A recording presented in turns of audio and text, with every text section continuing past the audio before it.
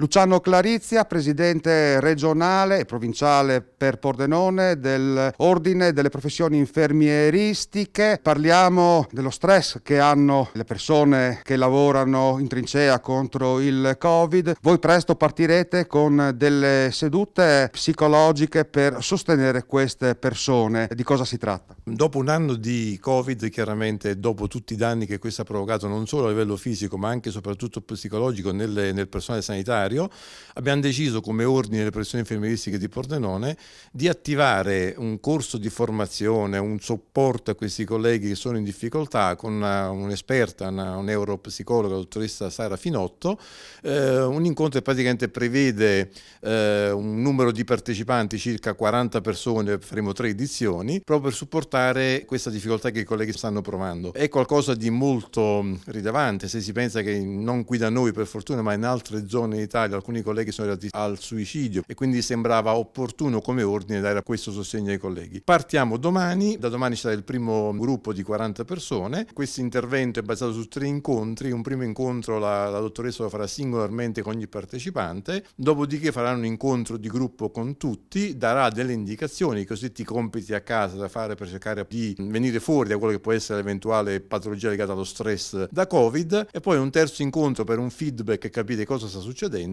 Chi è ancora in difficoltà farà altri incontri con questa specialista, lo faremo per 120 persone, quindi le prime 40 partono domani e poi quando finirà il primo step partiremo con gli altri 2 incontri.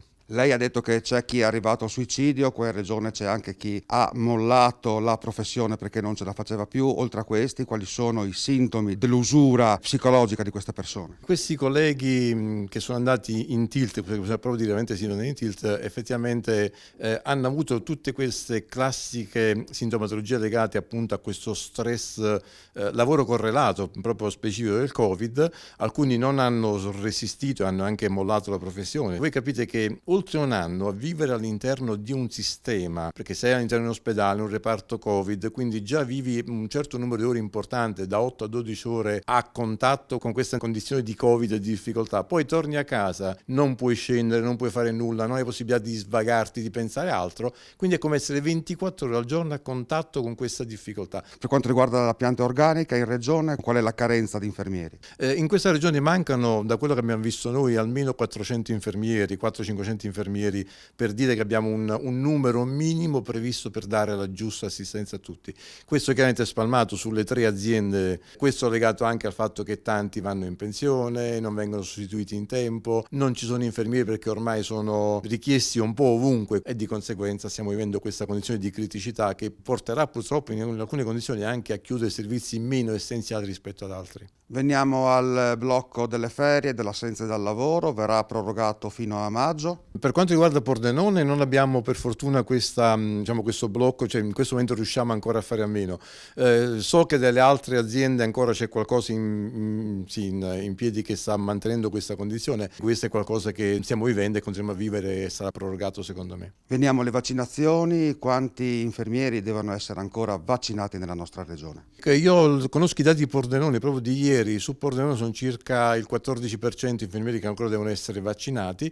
Chiaro, non sono tutti Novax, questo sia chiaro. La maggior parte sono perché o hanno avuto il Covid e quindi bisogna aspettare da 3 a 6 mesi per potersi vaccinare dopo il Covid, o qualcuno che ha delle patologie tali che non può fare il vaccino. Parliamo delle sanzioni che il governo ha stabilito per chi non vuole vaccinarsi, secondo lei sono giuste? Finalmente era ora che il governo avesse il coraggio di fare una cosa del genere, perché è impensabile che un sanitario non si vaccini, cioè proprio impensabile. Io posso capire il cittadino che non ha le conoscenze sanitarie, è spaventato da tutte le fake news che si leggono in giro e quindi può avere dei dubbi. Un sanitario deve vaccinarsi e se non si vaccina è bene insomma che vengano applicate le sanzioni.